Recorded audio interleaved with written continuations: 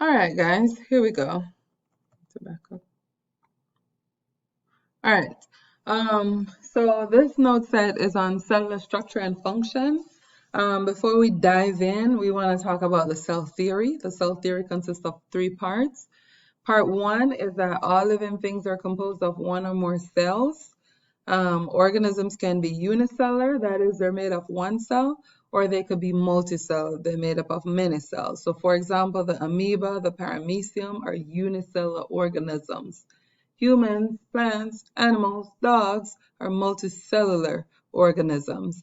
And multicellular organisms are organized in a certain way. They're made of cells. Cells are organized into tissues, tissues into organs, organs into organ systems, and organ systems into the actual organism.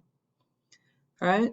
Part two of the cell theory, cells are the most basic unit of structure and organization for the cell, for living things. There are two types of cells. There are prokaryotic and eukaryotic. Prokaryotic cells are like bacteria. Eukaryotic cells are plants, animals, fungi, protists. Should be able to compare prokaryotic and eukaryotic cells. Prokaryotic cells do not have a nucleus, while eukaryotic cells do. Prokaryotic cells do not have membrane-bound organisms, while eukaryotic cells do. Prokaryotic cells do binary fission, while eukaryotic cells do mitosis. Prokaryotic cells are usually smaller, and their organisms are usually unicellular. Eukaryotic can have unicellular organisms, but they're usually multicellular and larger. Prokes have a cell wall that's made of peptidoglycan, that's a special type of carbohydrate, while eukaryotic cell wall can be made of different things. If it's fungi, it's made of chitin. If it is plants, it's made of cellulose, and those are both types of carbohydrates. And examples of these of prokaryotes are bacteria. Examples of eukaryotes are animals, plants, fungi, and protists. In the cell theory, one of the things that all cells have in common, whether it's prokaryotic or eukaryotic, are these four things. So all cells, regardless of their origin, have genetic material, they have cytoplasm, right? And they have, let me point to it, they have cytoplasm, it's green here, it's yellow here, and it's blue here. They have a cell membrane, and they have ribosomes, which are the little dots. Here's a ribosome, here are some ribosomes, and here's some ribosomes over there, right? So all cells, regardless of them being prokaryotic, eukaryotic, plant, animal, have four things in common. The third part of the cell theory is that all cells come from pre-existing cells, which begs the question, then how did the first cell come to be? That is explained by the endosymbiotic theory. And basically, if you follow this timeline, it's saying, hey, we started with an ancestral prokaryote, and it began to fold in, its cell membrane began to fold in, and at one of those points when it folded in, it ingested a smaller prokaryote, but it didn't digest it. And this prokaryote evolved to remain there. So that would be how animal cells thought to have evolved. And then the same thing happened with another prokaryote, and that's said to be chloroplast, and that is how the plant cell is thought of to have evolved. And here's all that in writing. All right. You guys could pause here to get the notes on this slide. I'm gonna move on so I can get this done in 15 minutes. That's pretty much everything that I just said. I'm going to post this animation here on Canvas because it's about 3 minutes long and it'll take more time in my video than I would like it to take. So unlike other organelles, mitochondria and chloroplasts both reproduce independently of the cell. So this is the evidence that supports the endosymbiotic theory. Both mitochondria and chloroplasts also have their own DNA, right? Both have a phospholipid bilayer around them, so that's kind of evidence that, hey, they have the same stuff that the cell membrane is made of. So maybe that whole process of being engulfed is what happened to create them in the first place.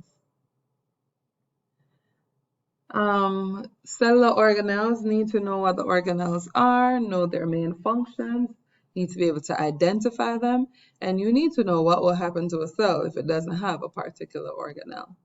So this is a cell membrane. It surrounds the outside of all cells. It's made up of two layers known as a phospholipid bilayer, and its job is to control what enters and leaves the cell. The model for the membrane is what's known as the fluid mosaic model. Again, it has two layers of fats. It has a hydrophilic and a hydrophilic head, which means it's okay with water, and a hydrophobic tail, which means it does not mess with water. And so the two tails kind of fold inward to each other to hide away from water. All right. And it's called the fluid mosaic model because it's composed of many parts and it's very flexible. The cytoplasm. The cytoplasm is a jelly-like substance that's found inside the cell. If we were in class, I would probably pour some hand sanitizer in a petri dish and say, this is what the cytoplasm is like. It's mainly made up of water, and its job is to hold things in place. It also provides a place for chemical reactions to happen. Okay. The nucleus, it contains the genetic material. So this whole thing in this picture is the nucleus, even though I'm showing different parts of it. When the DNA appears spread out like it does in that picture, almost thread-like, it's called chromatin. When it's condensed, it forms chromosomes. It's surrounded by a nuclear envelope or a nuclear membrane, and this controls what enters and leaves the nucleus. So the nucleus has its own protection system, and its job is to protect the DNA and control the activities of the cell. Protect the DNA that controls the activities of the cell. The nucleolus, it's found inside the nucleus, so it's this dense area inside the nucleus. Its job is to make RNA, which makes up ribosomes. The ribosomes, speaking of the ribosomes, are made of proteins and RNA. They are located on the rough ER. They're also found floating in the cytoplasm. They make proteins in a process called translation, which we are going to study some more. Rough ER, it has ribosomes on its surface. It hugs the nucleus, so that's why it has that rough appearance, and it makes proteins because it has ribosomes. Smooth ER has no ribosomes on the surface. It is attached to the rough ER. It has several jobs. It makes lipids, it destroys toxins, and it regulates calcium. All right, so you'll find lots of smooth ER in muscles. You'd find them in the liver, okay? Golgi apparatus / Golgi body. It's a folded membrane. It kind of looks like the ER, but it's usually found further away from the nucleus. It gets vesicles of proteins from the ER, and vesicles are mini carts that transport proteins around the cell. So once a protein is made, this is the thing that takes it where it needs to go. The Golgi processes and sorts and ships proteins wherever they need to go. So it processes. Lysosomes, they're only found in animal cells. They contain enzymes. They break down dead stuff, food, bacteria, old parts of the cell, etc. And they can do programmed cell death, which is known as apoptosis, and we'll talk about that when we do cell division. Vacuoles, they are small and numerous in animal cells. We have one, maybe two large ones in plant cells. Their job is to store water, nutrients, or waste.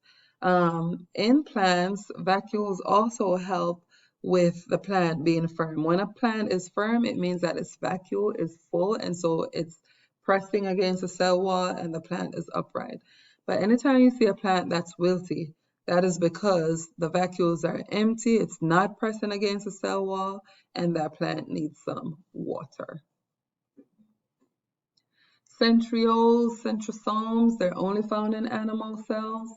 They are made up of microtubules. They appear during cell division, and they help the cell divide by pulling the chromosomes apart. Cilia/flagella. The cilia are shorter and more numerous, like tiny hairs. Flagella are longer and fewer. Cilia moves fluid across the surface of the cell, while the flagella moves the entire cell. Mitochondria, it has two parts. It has an inner part. It has an inner membrane and a matrix, which is the fluid part. This is where cellular respiration happens. Respiration is when you combine glucose plus oxygen to produce carbon dioxide, water, and get energy.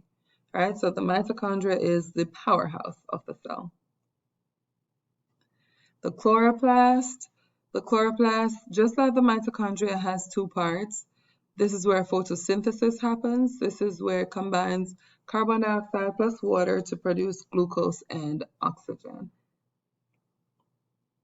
The cell wall is made up of cellulose in plants, chitin in fungi, and peptidoglycan in bacteria. So it's made up of different things depending on what organism it is found in. And its job is to protect the cell and to help maintain the shape.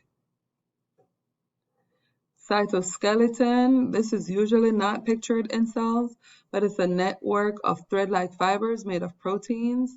It gives the cell shape, so it's found in animal cells. It can also help the organelles to move around.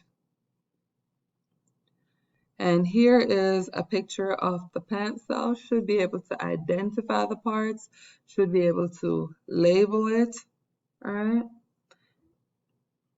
Here is a picture of the animal cells. Again, should be able to identify each of those numbers as organelles.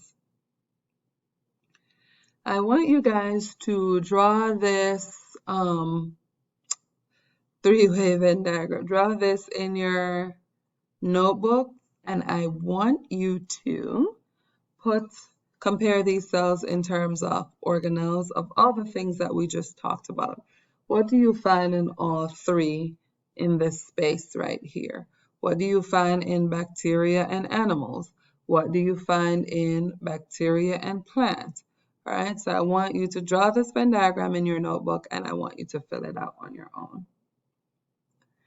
This one I've done for you, so sort of like this, but in the other one you're going to use organelles. So pause here so that you can write all of this, and this is our note set for this week.